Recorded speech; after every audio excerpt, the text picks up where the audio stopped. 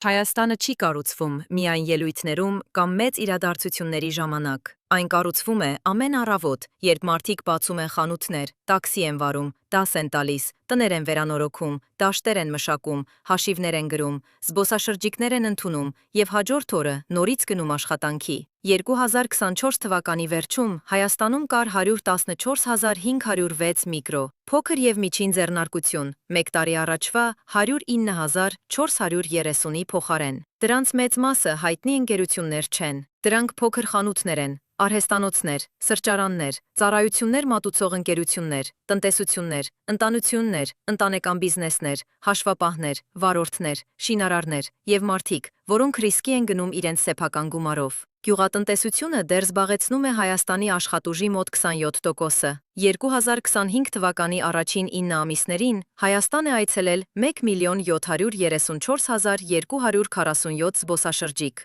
Յուրաքանչյուր այցելու աշխատանք է նշանակում հյուրանոցների, գիդերի, ռեստորանների, վարորդների, թանգարանների, գյուղացիների, մաքրուհիների, թարգմանիչների և շուկաների համար։ Սա վերնագրերի հետևում գտնվող երկիրն է։ Կտրոնների, վաղ առավոտների, դպրոց տանելու ճանապարհ